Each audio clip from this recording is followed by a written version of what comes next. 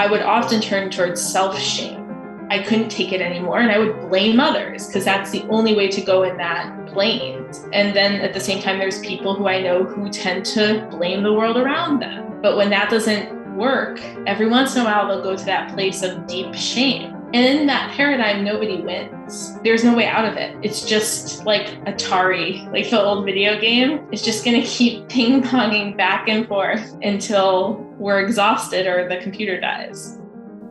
Wait, what? Did you guys just catch that reference to the Atari video computer system? Hey everybody, this is Chris from Honesty Pill. You're listening to episode 21 of the Honesty Pill podcast, and apparently it's 1977 and we're playing Pong. Okay, anyway, this season on the show, I'll be talking to people who are breaking the status quo, ditching outdated traditions like the Atari, and building a better future for themselves and the people they work with. I'll be connecting you with musicians, sound healers, coaches, hip-hop artists, actors, and people who not only inspire and educate every single day, but who are experts at talking about what they do so you can get inspired in your own work.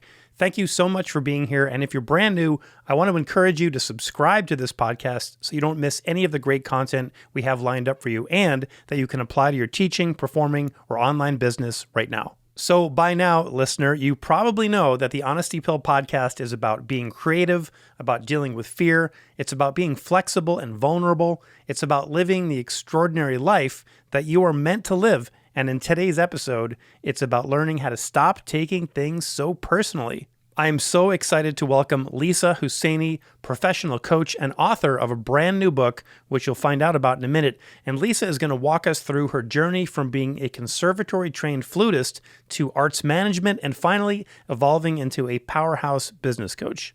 All right, and here's a quick quiz for you. What's the difference between a coach, a teacher, and a therapist? Lisa is going to break all of that down for you as well. Okay, I have a quick confession before we get into the episode. This interview is recorded in late August, and I got a little bit behind schedule getting out to you, so you might hear Lisa and I talking about her October events, which unfortunately we just missed. Sorry, Lisa, but obviously there are a lot more ways to work with Lisa coming up, and you can find out all about those at lisahusseini.com. Oh, and by the way, one more thing. Be sure to listen all the way to the end of this episode for an awesome giveaway for one Honesty Pill listener. Who's it going to be? Is it you? Listen to the show and find out. Okay, here we go. So I have to start right here at the top and just say how excited I am to be holding a physical copy of my next guest's book. It's nothing personal, a book on the art of letting go. I've been digging into this book and loving it. Welcome to the Honesty Pill podcast, Lisa Husseini. Thanks so much for having me. I'm excited to be here. I mean, it kind of feels like I'm holding a piece of your brain in my hand when you get to read a book that someone wrote. And by the way, I just want to throw this out there. If you are interested in the work that someone is doing, and you might want to coach with them or have them as your studio teacher or whatever, and they've written a book, read the book. It literally gives you an insight into where they're coming from that you just can't get anywhere else. So we're going to dig into this, but I want to know, what compelled you to sit down and write a book? That's a great question. I think that for me, the real question before that is what compelled me to sit down and write a blog? Because before the book, there was my blog. Not that it was this, 50,000 views a day style blog, but that really was the catalyst for the book. And what compelled me to sit down and write a blog was actually one day I was sitting down and a few of my clients were going through a very similar mindset type of shift. And so sometimes with clients, if they're going through something, I'll send them an email or a pep talk or a resource, but I had a group of people unrelated to each other who I was like, okay, well, maybe I'll just write the same email and blind copy all of them and say, hey, you don't know this, but a lot of people in my world are going through this and you're all receiving this email. But then I was like, well, if they're going through it, probably a bunch of people are going through it. And so I decided to post that email on Facebook as a Facebook post. And then a few posts later, a blog was born because logistically and all of that. But for me, the format of writing both a digest of what I experience in my role as a coach, but also the thoughts that occur to me that help my clients that have helped me has been a big part of my world for the past year plus. And I thought, hey, why not write a book about one of the biggest shifts for me personally that has occurred in my inner world and with many of my clients, which is the topic of triggers. So I want to get back to this idea of standing on a soapbox or writing a book or a blog, but you didn't start out life as a coach or an author at all. You were a flute player. You went to my alma mater, NEC in Boston. And tell me a little bit about your background. Did you want to get into orchestra performing or a soloist, or what was your initial goal there? Yeah, that's a really interesting question. So by the time I entered into conservatory, I wanted at that point to be a second flutist in a major symphony orchestra. I liked second flute better than first flute for a variety of reasons I won't necessarily get into here. But even before I applied for college, I'd applied to like 15 music schools, but I also applied for like 2 or 3 business schools at the same time. And I don't know why. I wasn't on the fence. I knew I wanted to pursue music, but there was this part of me that also was really interested in business, and specifically this topic of management, like how we manage people. And looking back, I'm like, how did I even think about that? What did I even know? But I didn't go to business school. I went to the Hart School and then to NEC. And so I really wanted to be an orchestral player, but the audition process was for me a joy sucker out of the whole thing. It's funny. You could almost just say, but the audition process, period. Yeah. You could just like leave it there. Yeah. I don't know anyone who, I mean, I enjoy the strategy and the puzzling of auditions. It is not a joyful experience for most people, even if you're having a great audition and you win. So I think a lot of listeners are going to relate, but I think it's insane that you were so close. You were so parallel to what you're doing now when you started. How many people going to conservatory even know that business management is a thing, or that you need business skills, especially when we went to school? I think the conversation is more common now that people realize you have to diversify. You can't only be a great trumpet player or a great flute player or a great teacher. You have to have other skills and soft skills attached to it. But you were so tangential to that at that moment, and then you went off and went to NEC anyway. Wow. Well, I think it's interesting too, because I remember when I was applying for schools, the message I received was like, to be a serious musician, you can't have a plan B. I remember getting that from the age of 13. Like, if you want to do this, you can't have a backup plan. You can't have any other interests. And really, I think what made the decision for me was I realized that at some point in my life, I could come back to business studies, but that there was a momentum that's really currently required. I hope eventually is not necessarily required for a kid who's gone through pre-college conservatory training to then go into music school and to go into conservatory. I felt like if I went to business school, I couldn't pick back up that track of classical music in that way to see where it took me.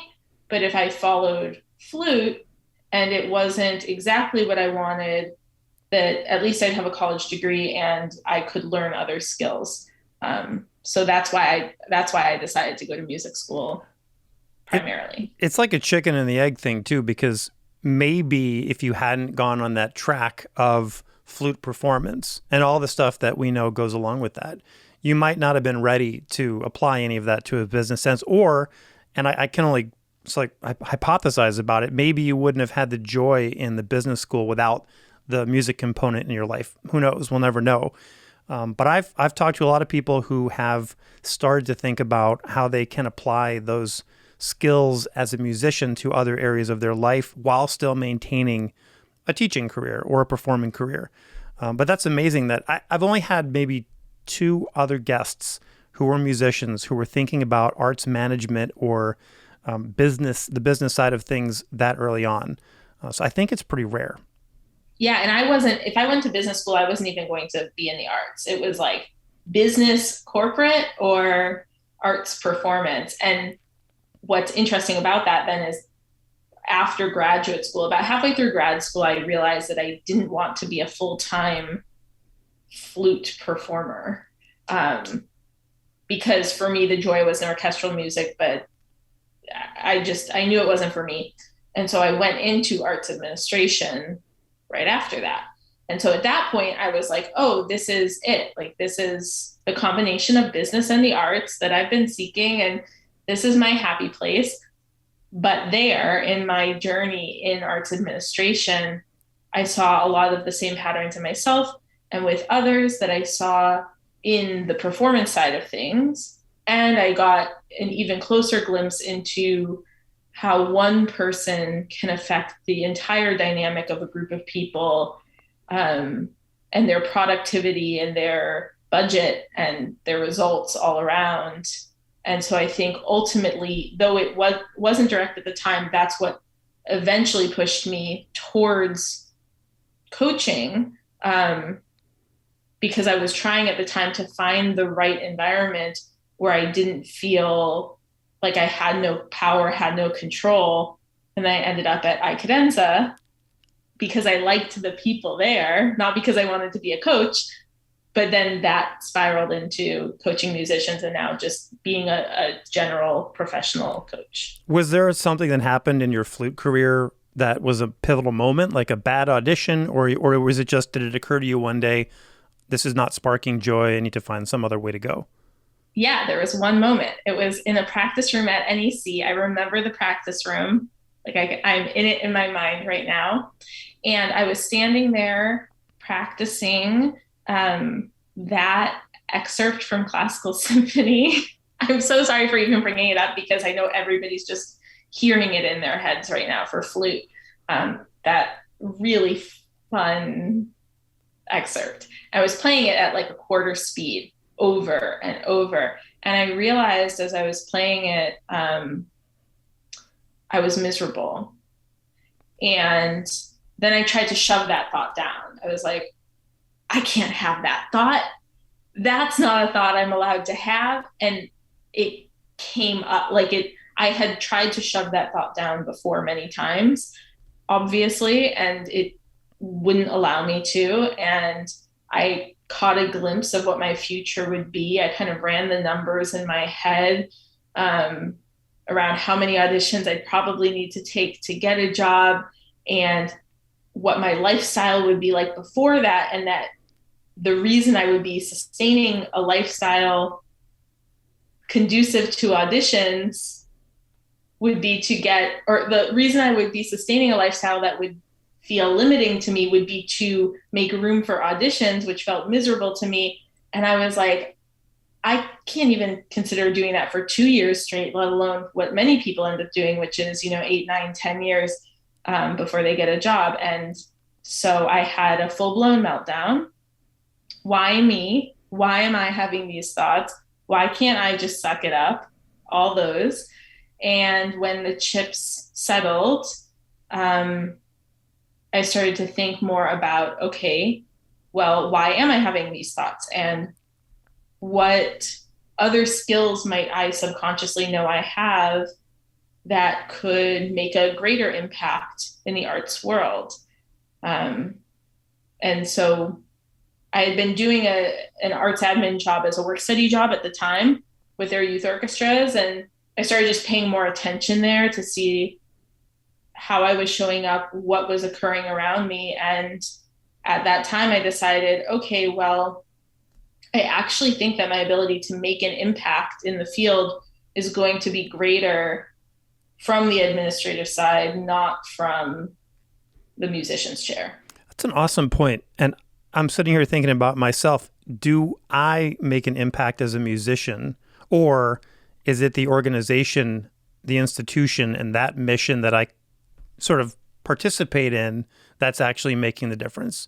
I think it's symbiotic, but you really need both. And you really need, I would say that an incredible arts organization would have no impact without great leadership, or it would have maybe the wrong impact or not the impact that they intended. I think you were onto something there. And, anyone who listens to this podcast or me has heard my Cinderella moment of working at the running store, literally down on one knee, fitting a Boston Symphony horn player with running shoes and thinking, oh no, I'm on the wrong end of this relationship here. I need to be the one buying the running shoes, not the one fitting them. So thanks for sharing your Prokofiev moment with us, because I know everybody listening can relate. So it sounds like you almost kind of fell into coaching a little bit. I did. And my whole path into coaching is very peculiar. I think everybody's path into coaching is peculiar. And the reason I say that, I was just telling a client the other day about this whole idea of enrollment. I know I'm going off on a tangent, but I promise I'll bring it back. I was talking about this whole idea of enrolling clients. And one of the peculiar things of my growth as a coach was there was a period of time where I was coaching people who somebody else enrolled. I did not enroll them to be an individual client. Somebody else did, but then they became my individual client, which is a very rare type of setup. And they were all wonderful people, but there's something so special in the enrollment process where you can really be yourself as a coach and then see who comes towards you and who doesn't. And the person doing the enrollment was so different than me. So the people she attracted were very different from clients who would benefit from my work. And it was really painful, I think, for both parties to be in a situation where they felt probably like they were getting the short end of the stick. I felt like I wasn't at my best, and they were paying. So there was this added pressure. And so whenever new coaches come to me, or really any coach, where they're like, I'm scared of being straightforward or my full self in enrollment situations, or I wish somebody would just give me a client. I'm like, no, you really don't. And there's such benefit in being yourself. But so back to the falling into coaching. Yeah, I started working at iCadenza. I had been at a job. It was time for me to leave a full-time arts administrative job. I didn't know what was next. And around that time, I met Jennifer and Julia, who were the founders of iCadenza. And they were actually guest faculty down at New World Symphony, where I was working at the time. And even how they got down there is a whole serendipitous story that could take an hour to explain, but it wasn't straightforward. And there was a great chance we never could have met. They came down, we were talking. I told them I was looking for what was next. They didn't have anybody supporting them on the coaching side of their business. They had the coaching and the agency. And after that week, they called me and they were like, we really like you. We'd love to hire you. We can't really do more than 5 hours a week. We have no idea what we want you to do, but will you come work for us remotely? And I was like, yeah, absolutely. Like 5 hours a week is so manageable and all this stuff. And that stayed for about 2 years. I incrementally increased my hours. I started doing more with them. At first, I would shadow them with their clients. At the time, they were doing more consulting management work with artists, but it shifted then more into coaching. I had a whole other job through that period as general manager of another arts organization, but my hours at iCadenza kept increasing. So it finally got to the point in, I think, 2018, where I was working like 25 hours a week at iCadenza on top of my like 60-hour-a-week arts admin job. And I was like, something's got to go. And back to what I was saying about finding places where I felt supported, leaving my full-time job to then create a full-time job at iCadenza was a huge risk in so many ways for me. But I just knew how I felt when I was doing that work. And I didn't get that anywhere else. And so I decided, okay, I think this is for me. And then shortly after that, like 6 months after that, their CEO stepped down and I was tapped to be CEO. In a matter of 2 months, we switched to a full coaching business. I had never thought I would be a coach. If you had told me 5 years before that I would be a coach, I would have laughed hysterically. I thought coaching was a crock of an industry. Like, I thought, what even is that? That's what therapists are for. So, yeah, it really advanced quickly and unusually. Well, I just want to throw back to something you just said a minute ago. If you're a college teacher and you're listening to this podcast and you are not attached to the enrollment process of your own school, if you're like an adjunct faculty, that is exactly probably what you were feeling, where you've got students sitting in a room that may or may not be a good fit for you. We all learn differently. We all teach differently. Great teachers can pivot. Great teachers can accommodate different styles of learning. But, if you're not the person that attracted that student, it's probably going to be luck if it's a good fit. So I think that model is insane. I don't know why we still do that at so many colleges, but that's another podcast. Let's talk about that for a second. Lisa, what's the difference between a coach, a teacher, and a therapist? How are they the same? How are they different in your view? Yeah.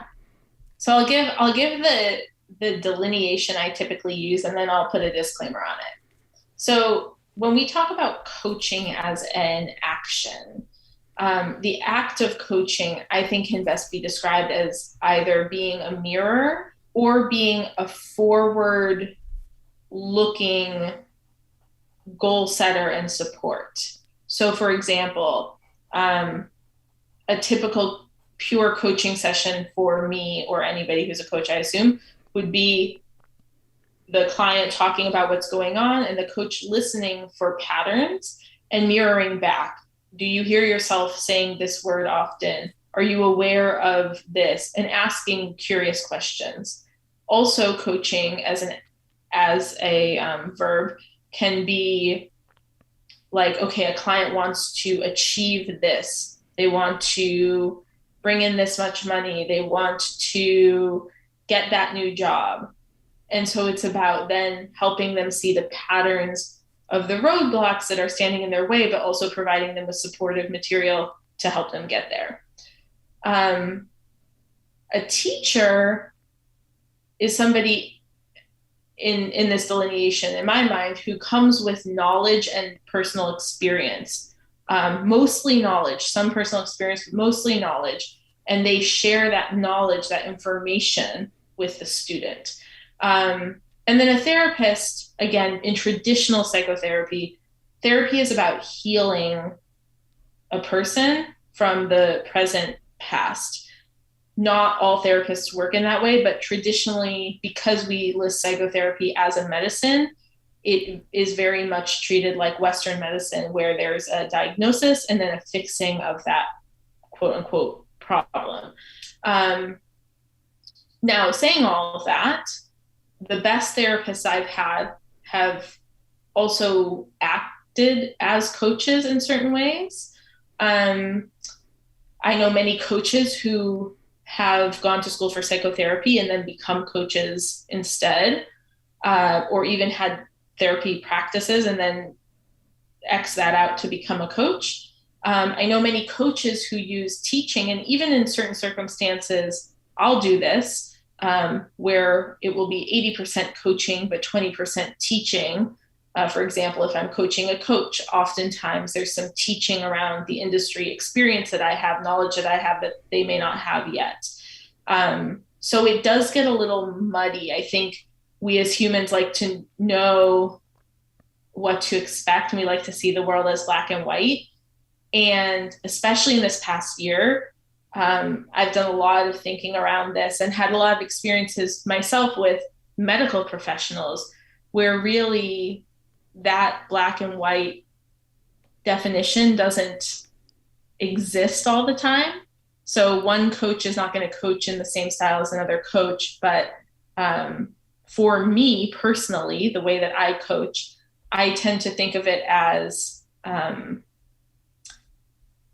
a holding, a mirror, and a support for my clients that will help expedite the journey that they're already going to be going on. So I can't guarantee X results in a certain amount of time. And I'm definitely not one of those coaches who even uses metrics that are measurable as markers of success.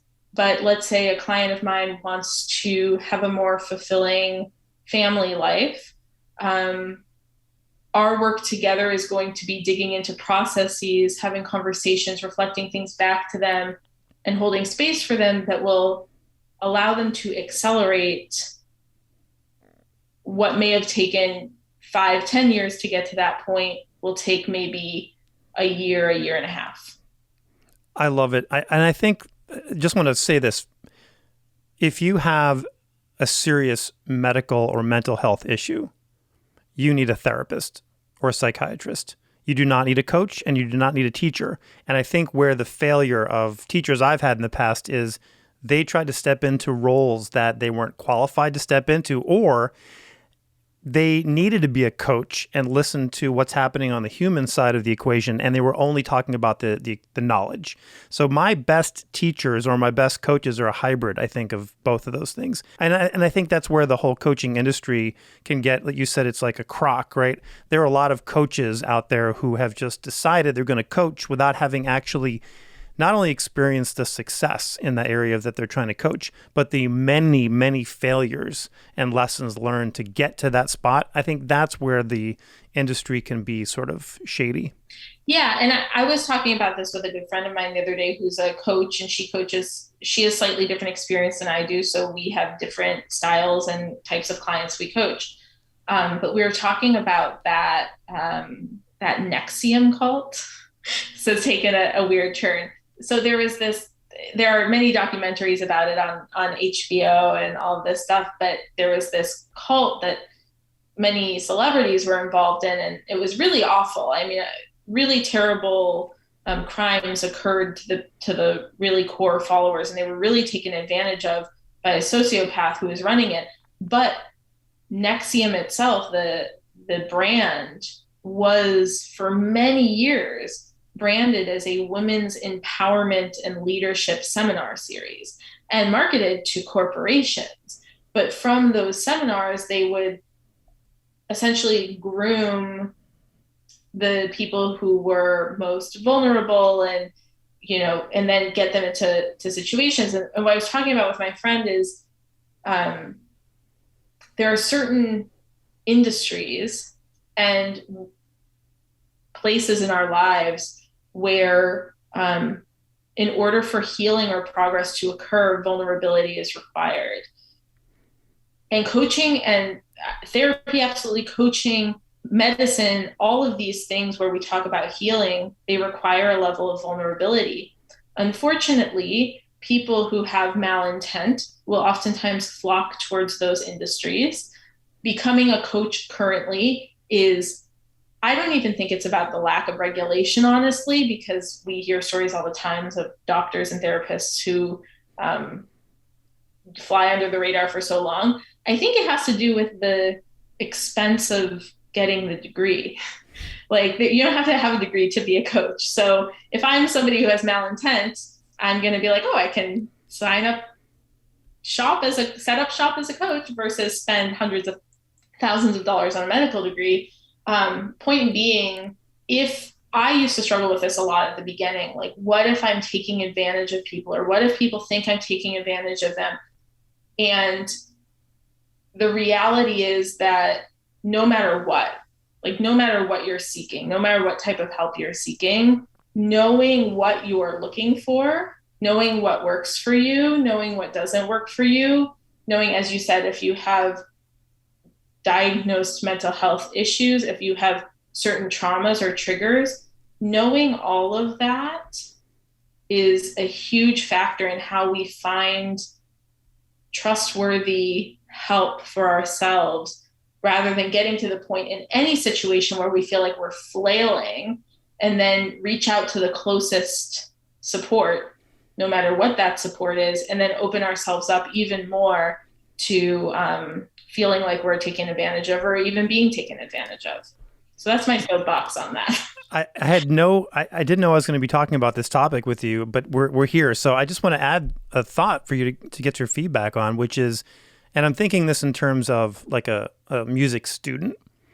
Yes, you have to have vulnerability to have creativity, but at the same time, you need to maintain your own sense of self and your own sense of discipline, because at the end of the day, you alone are responsible for the energy you bring to the room. You alone are responsible for the outcomes that happen in your life and how you react to that. That is not your teacher's responsibility. It is not your coach's responsibility. Frankly, it's not your therapist's responsibility either.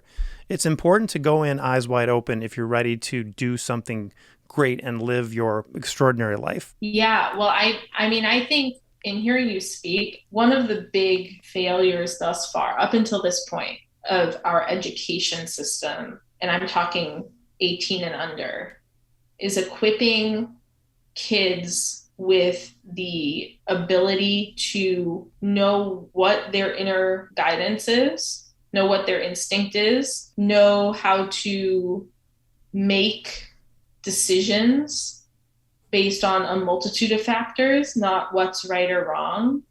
And above all, equipping kids with the ability to set healthy boundaries. I totally agree with you. It's in any relationship, we have to come halfway. And I think often about one of the first executive coaches I experienced, who I didn't hire, but when we were at Cadenza, we had a series of coaches come in and out. And Jennifer and Julia had hired this person, and we were working with this person on our team.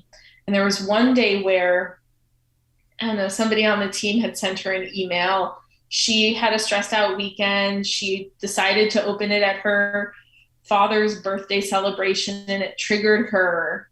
And I happened to be the first person she was having a meeting with after this had occurred. And she just unloaded onto me. And I was like really upset about it. But at that time, I hadn't yet had much practice in speaking up for myself.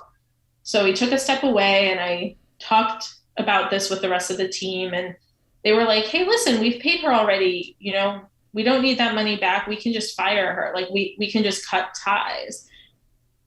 And something in me, in the back of my head, was like, you know, she doesn't even know that she created this in me. Like, she was in her whole own world. She was triggered. She's a human being. Was it what we hired her to do? No, but I'm going to go to her and I'm going to tell her what occurred and see how she responds. And if she's like, no, I was totally in the right, then we can just cut ties. But maybe she was just having a bad day. Like, we don't know. So I remember going to her, and it was the first time in my life I really had the bravery to show up and tell somebody how they had made me feel and point to their actions. And she was really apologetic, not groveling, but she was like, yep, I was totally triggered. Yep, I see how that was inappropriate. How do you want to proceed? Like, how can we make this right? Let's do this together. And she's great. I still keep in touch with her, and it was really amazing. And even since then, you know, my coach, who I just today started my 2-year contract with her, I've been working with her for years. Every once in a while, she knows me really well, but she'll say something that bumps up against a part of my life that she doesn't even know is riddled with trauma, or now she does. But, you know, at the time, she may not have known was riddled with trauma, and she may dig in extra hard because in my business, she digs in extra hard. But in this part of my life, she didn't know. And I didn't know that this was going to come up. And it's caught me off guard. And the ability, I think one of the gifts of a coaching relationship, any type of relationship, but especially our professional relationships, people we hire, people we work for, contractors, service providers, coaches, therapists, etc., and then also in our personal lives, is to not just try to hire the perfect person and expect everything to be perfect, but to know when our boundaries have been crossed and to find people who are going to respond ethically and professionally when you bring up your upset. Versus what I've heard from a few clients actually recently, where certain therapists or coaches in their lives, when they bring up their upset, go straight back into defense mode. And then that's a sign that, oh, maybe it's not an issue with the therapy industry or coaching industry. Maybe there's room for you to find a person who's willing to work, to take responsibility for their part of the work too. all the personal dynamics are so complicated and tenuous and emotional. It's a great segue into talking a little bit about some of your book. It's Nothing Personal. And can I share a few of your words here, Lisa? Oh, please. Oh my gosh. So while nearly every person has experienced a struggle of taking things personally, so much of the existing advice out there provides little relief, often driving us deeper into a spiral of shame and blame. So I don't know if this already exists, but if it does, in the official book of emotions, I hope there is a huge, thick chapter dedicated to shame and blame, and I hope that they are both ranked at the very top of the list of useless emotions. Can you talk about how people process that? And I mean, this is a great topic for the Honesty Pill podcast because blame is something that comes up, and shame, it's at the root of the stories we tell at the pivotal moment of doing the thing that we really want to do, whether it's, you just got bounced out of an audition or didn't get tenure at your college teaching gig or whatever. That's the moment where the blame and shame game can derail you, sometimes permanently, if you never actually rebound from it. Mm-hmm. Yeah. So, thank you for sharing those words and for this question. Shame and blame are, they're very insidious because I think for many of us, it's a cycle we enter into when we're toddlers. I mean, you have children, so we've all seen toddlers, especially like 2, 3, 4-year-olds, who they get punished for something. They get scolded for something, and then they enter into this seesaw dynamic. Sometimes it'll change like second to second, where they're 1 second hiding, like hands over face, and then the next second, like physically and verbally lashing out. And then they go back to hiding and then the lashing out. It's like this contract releasing. You're nodding like you're like, yes. I'm sure I have no idea what you're talking about. Yeah. So it's when we see that, what we're seeing is a kid first experiencing this shame and blame paradigm. They're two sides of the same coin. They're feeling shame for being bad or wrong. And then that doesn't feel good. So then they go to blame whatever's in front of them, their brother, the world, the parent, the dog, whatever it is. And then that doesn't feel good or isn't getting them what they want.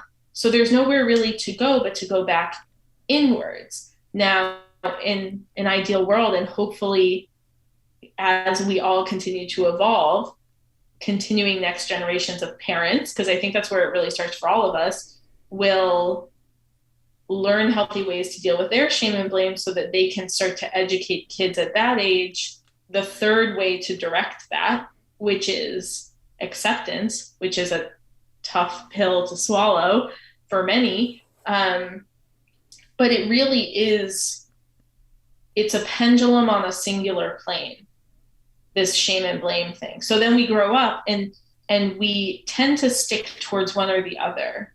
I'm a person who has a history of shame. In an effort to not blame others, to not be too aggressive or whatever, I would often turn towards self-shame. But in certain extreme situations, I couldn't take it anymore and I would blame others because that's the only way to go in that plane. And then at the same time, there's people who I know who tend to blame the world around them. But when that doesn't work, every once in a while, they'll go to that place of deep shame. And in that paradigm, nobody wins. There's no way out of it. It's just like Atari, like the old video game. It's just going to keep ping-ponging back and forth until we're exhausted or the computer dies. And we will be right back. I want to give a huge thanks to the sponsor of the Honesty Pill podcast, Yamaha Corporation of America. I've been playing Yamaha equipment for decades in my own practice room, on stage with the Los Angeles Philharmonic, and touring all over the world, and Yamaha has been an absolute game changer. Something I love about Yamaha is the way they pursue excellence in all of the work and at all levels. They're as dedicated to doing quality work for beginning students as they are for marquee artists. I also admire their commitment to continuous improvement and creating a community that includes all of the musicians they serve. Make every note count, play Yamaha. Okay, let's get back to my interview with Lisa Husseini. Parenting is such a treacherous experience, and it's the best thing ever. And every day I wonder, especially this year, pandemic, it put the pressure on everybody, especially kids. And I have to say, I felt so called out as a parent when I read your chapter about your mom's advice when you went to her with a problem, and she just told you, just get over it. I'm sure those words have come out of my mouth at some point or another in my parenting career, and I'm sure they will come out again. Switching gears a little bit, we live in this hybrid online reality, social media world, Facebook messaging, Twitter explosions. What is toxic positivity? You talk about that in the book, and I think it's fascinating. It's worth talking about because I think it's something that could catch you unaware if you're not aware of what it is. Yeah, this is a great question. I think it's something that and maybe it's not so surprising, it's something that I definitely didn't create the term. I first heard of it in conjunction with a lot of spiritual-esque, yoga-esque type of Instagram accounts, like Instagram influencers, where it's like high vibes only. It's a very like millennial white yoga outfit Instagram influencer type of thing, but we see it pop up everywhere. And really, I think that's the best summation of it. It's this idea that to be on a high vibration or to be in a good mood is morally superior to being in a bad mood or at a low vibration. And it's not. There are upsetting things that occur in the world. We are emotional creatures. We all are going to have good days and we're going to have bad days. And this is where this interacts with shame and blame. Because if somebody is going through a tough time, chances are they're either blaming the world around them and or feeling an immense amount of shame for having the feelings that they feel, anger, sadness, whatever it is.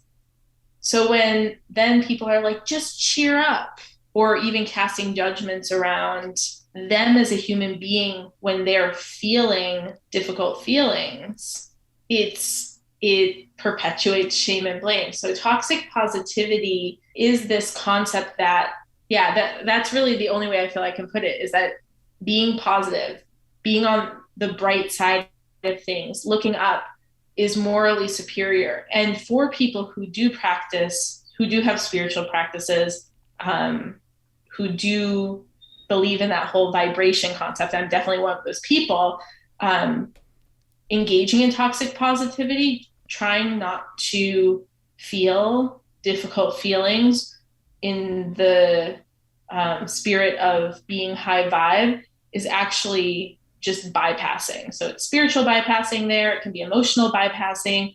And then what it does is it leaves this huge black hole of undealt with stuff that starts to pop up in ways that seem unrelated at first, but kind of become unavoidable, like weeds. They just take over the whole lawn. I don't know if anyone's ever tracked this, but aren't the people who are constantly like high vibes only, they're the ones who usually burn the office building down, aren't they? I mean, like that is just... It's not sustainable. Let me ask you this.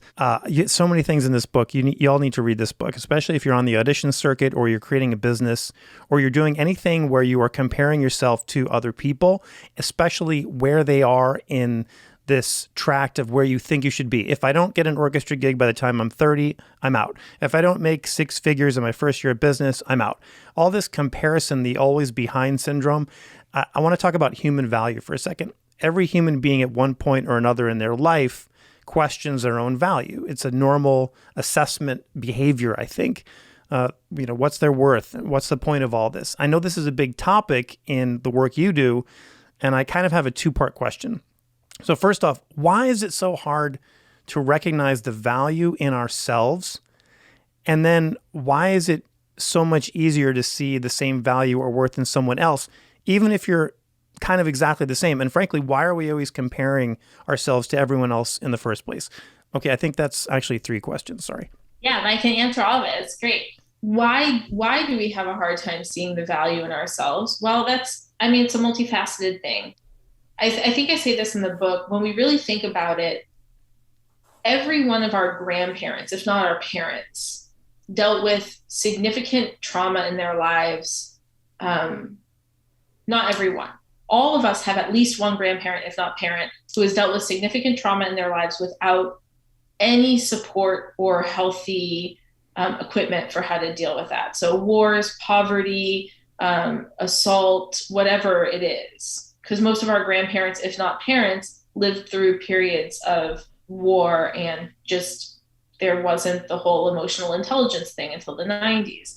So when we look at it that way, and we look at how we derive our sense of value and worth and our emotional landscape from our parents, really, when it comes down to it, there's a pretty good chance that most people in their childhood were not taught how to perceive value as an inherent thing for all people. So we're working on that. Like, I think more people are learning to get into that space as an adult. But I think what is also difficult is humans are hardwired for survival.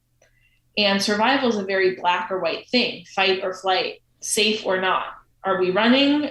Can we eat it? If we eat it, will it nourish us or kill us? So then when we look at the world we live in today, it can become very Hunger Games in our own minds because on a very cellular level, that's how we are wired unless we are purposefully seeking another path. So I speak to people, especially at the beginning of the pandemic. I did a ton of free one-off calls with people, and people would often get on the phone and start to be like, I'm so worried about money. And I learned really quickly to ask them, okay, let's get specific. What's the financial situation? Are we talking you need to make money in a day, a week, or a month until you don't have food or the lights on? And 95% of people were like, well, I have like 6 months or a year in savings, but that's just for emergencies. And I was like, what do you think this is? It's a global pandemic. I mean, I didn't say it like that. But what was interesting to me is once we established that, the real issue could be brought up. So most of them didn't want to talk about money. It was just something else had shaken their sense of safety. Either their industry had collapsed, as within the arts, or now they were stuck in a house with a partner who they actually wanted to break up with like the week before. All these things, but money was the easy thing to bring up. And they were bringing it up as though they were in imminent danger of not having enough money, even though usually that wasn't the case. I say all this about the idea of value because when we're in this place, and I know this place so well, I am a master comparer. I can compare myself to anything and everyone if I'm in the right headspace. It's really a means of survival. When you really slow it down and talk to people who are in that place, and I know for me that's true, it's because somewhere in us it feels like if I don't find out what to fix or what to make better or what to stop, I will lose opportunities. I will lose my community. I will lose safety, whatever their definition of safety is. And so they put themselves, or they're being put by their psyche, in a place of running from danger, running from the danger of losing everything versus actually building whatever it is they want to build. And running from something isn't super productive. I love that you just put it in that context because I think about it in terms of golf a lot when I teach. The subconscious mind can't process the negative part of your thoughts. So if you say, whatever you do, don't hit the ball in the water, the only thing your body and mind will follow through on is whatever you do, hit the ball in the water. So it's much more effective to say, let's aim for the tree to the right of the pin and let's relax and just have a good time, which is kind of another question I have for you. And I waited late into the podcast to bring this up. So I just want to get this topic on the books here, which is, can we talk a little bit about this tool you've introduced me as your client and so many of your other people you work with, which is human design? What is it exactly? Is it a spiritual thing? Is it a faith? Is it a system? How would you just explain human design? Why is it so critical to being happy and balanced and successful? Yeah, great question. So human design is not a faith. It's not spirituality. It is a system that I would put into the category of woo-woo. I feel like a lot of woo-woo people don't like the word woo-woo, but it's the best I've got, and I am a woo-woo person. Human design is a bit like astrology. It is it is a system that is based on the time of your birth. So when introducing it to people, I will always lead with that, where it's like, if you feel like your time of birth is nonsense in terms of dictating anything in your life, then this is definitely not a system for you. Um, but if you're into things like astrology, then human design is a nice segue. I'll also contextualize this in the grand scope of, because this is an interesting part of my story I tend to bring up when I bring this stuff up. I personally am a deeply spiritual person. I have certifications in energy healing. I have a really deep spiritual practice. I do astrology readings. I do human design readings. I do this other thing called cards of destiny, which I've never spoken about publicly, but it's a whole other system based on your birth time. And I also lived like the first 28 years of my life as a staunch atheist. So I get it when people are like, no. So I want to be really clear, because a number one question I get a lot from people is like, do you require that all of your clients be into this stuff? And the answer is no. To me, these are all just tools. Anyways, human design is really interesting because the whole context of human design is that we as humanity have a way that energy is meant to flow through us. And each of us have a type. So there are these 4 types. One type has a subset. So really it's like 5 types in human design. And each type has a role in how the energy flows. It's kind of like a piping system. I'm not a plumber, but there's a pipe that connects to the wall. There's the pipe that carries the water up to the faucet. There's the faucet handle. Like there's all these different parts. That's kind of how human design looks at the flow of energy through humanity. So where it can be really helpful for people, and especially entrepreneurs in particular, because entrepreneurs are always facing this thing of, how do I market myself? How do I talk about myself? What should my work day look like? Like there's so many decisions to make. Human design based on your type, and then some other things, like there's the type, but then there's other subsets that share more information. But based on your type, it kind of shows you where in that flow you're meant to be. And many people, myself included, find it helpful. For example, in the human design system, I'm a manifester. Doesn't mean that I am manifesting things left and right. It's would better be titled an initiator, I think, but I'm a manifester. And manifestors are meant to initiate things with like a big flash and then sit dormant for a while. They're not meant to sustain 60-hour work weeks, 80-hour work weeks like I used to. And hearing this and looking at this system has really helped me come to terms with, scheduling out my own practice. I tend to like to have days where I have 4 or 5 client calls stacked so that I can have days off. I'd rather have 3 days of stacked calls, day on, day off, than to have steady calls throughout my week. Because for me, energetically, it works better. So yeah, that's what human design is. But at this point now, it's kind of new, and there are many Instagram accounts dedicated to the topic of human design, and I highly recommend checking it out. Where can somebody find, if they want to know what their type is, if you're curious, where is a great place to start? Is there a chart somewhere, or how can you figure that out? Yeah, so just type in human design chart to Google. There's a few that will come up. My body graph, a lot of people love. This one called Jovian Archive. They'll all give you the same kind of chart. It's just aesthetically what works for you. And then probably the most mainstream person right now who does human design, her name is Jenna Zoe. She runs a company that's called, I believe, My Human Design. And on Instagram, it's like my.humandesign. And she's a great place to start for people who are just getting into it. Well, I mean, I love Woo Zone on the show, and I definitely have talked about some pretty out there things, but I think it's a good balance to the nuts and bolts structural processes that we go through to learn audition strategy or practice room habits. So look, it's like knowing if you're an introvert or an extrovert, or if you're an extroverted introvert, or vice versa. When we finally pegged what we think our kids are in that category, it impacted the way we parented them. And My son, if he doesn't get his quiet, alone book nook reading time, he kind of falls apart. That's how he recharges his batteries, where my daughter needs to be in front of a crowd, and that's how she gets her energy. So I think it's worth investigating on this stuff just because it's interesting, and we are not just the titles we put on ourselves, but there's all kinds of other stuff going on. What's the best business advice you've ever gotten? What's the best business advice I've ever gotten? I have two things. One actually relates to this woo stuff. It was from that first executive coach I ever worked with.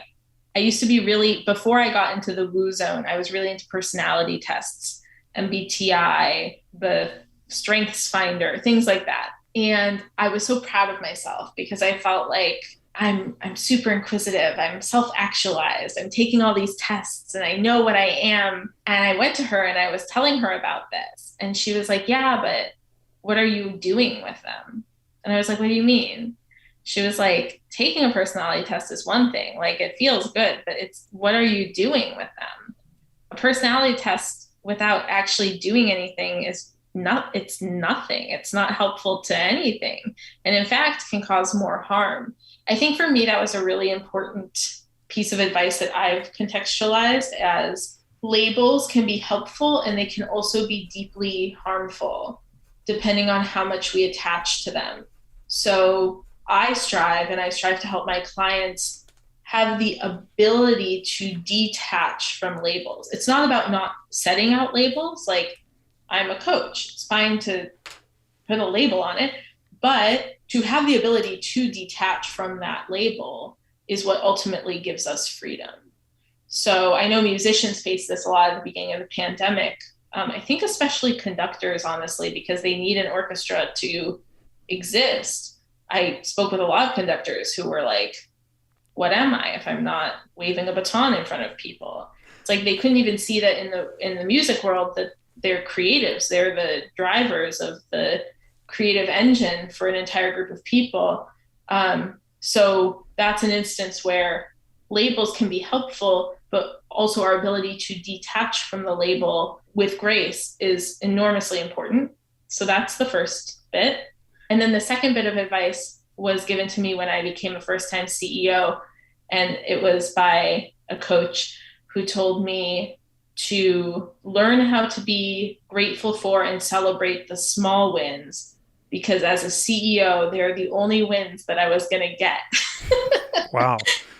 That's brutal. And it was brutal, but it was the best advice I've ever received. And I think that I've been thinking a lot about this recently, about for when people become CEOs or when they become business owners, becoming successful really requires examining the gray area and resisting the temptation to make everything black and white, right or wrong. Celebrating small wins as a human allows us to hang out in that gray zone for longer, and it allows us to actually make quicker and better informed decisions, which is essential for a CEO. So yeah, those are the two best pieces of advice. And, listeners, don't get scared off by the term or the label CEO.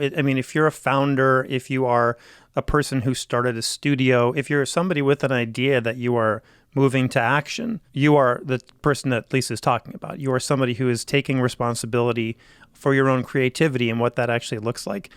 Speaking of what are you going to do about it, can we talk a little bit about how people can work with you? What does your October look like in terms of ways people can experience some of the stuff that you've been talking about here? Yeah, so thank you.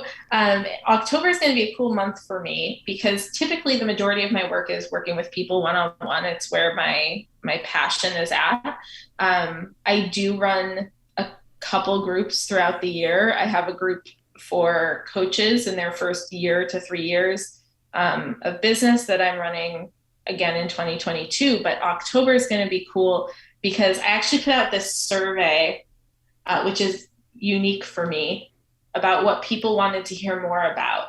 I gave them the choice between just devastatingly embarrassing stories from me and people in my world about like entrepreneur faux pas that we've survived and lived to tell about, or nuts and bolts business advice. It was a close tie, but ultimately nuts and bolts business advice won out, and specifically the back end stuff of how to run a business. So a solo entrepreneur business, especially. So for me, my finances, everything around my business is so rock solid. And I don't hire anybody. Like I do my website, I do everything. I don't have an accountant. And I think people get so overwhelmed by that. They don't know where to start. And so they don't start their business because they think it's going to be a big thing or they think they're going to have to spend tons of money. So in October, I'm going to do a free 10-day thing. The details are literally being worked out right now. I'm going to put it live on my website in the next week. A free 10-day thing at the beginning of October that's going to go through all these areas of the behind the scenes of the business, setting goals, planning a budget, executing the budget, tracking and accepting payments, setting up websites. Do I need social media, even some brief enrollment type of stuff, like really just a primer. It's going to be free. And then for people who just need more, the final 10 days of October are going to be essentially more of that, but it's going to be like a really accessible offering, somewhere in the realm of like $150. I'm calling it the intensive and the intensiver. So for people who for the intensive wasn't enough, you can have it intensiver.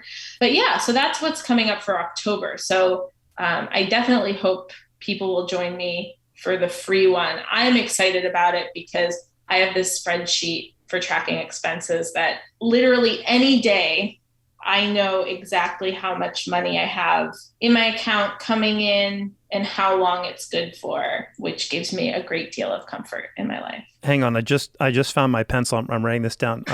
Budgeting, financial tracking, time track. Yeah, I don't do a lot of these things very well in my own business, but it is critical to have. You need a balance, right? You need to have the vision, the big picture, empty, blank space for creativity to pour into.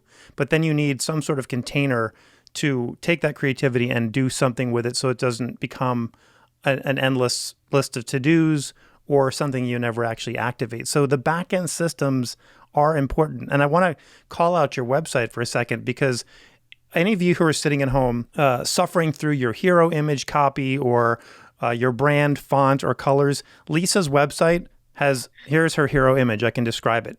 It has 3 words, Lisa Husseini, and then there's a button that says enter.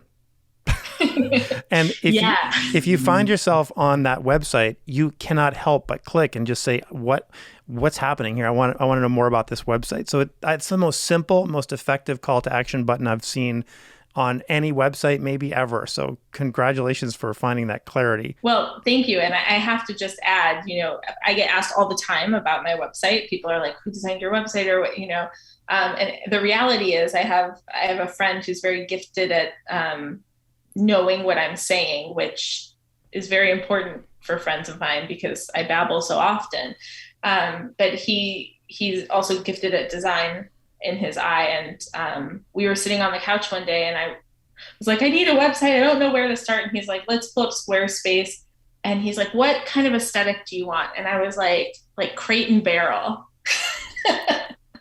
And he nailed it. And since he did the overall design, and then I've picked it up since then, but I really love Crate and Barrel. The store brings me a lot of joy. It makes me feel calm and everything has its place.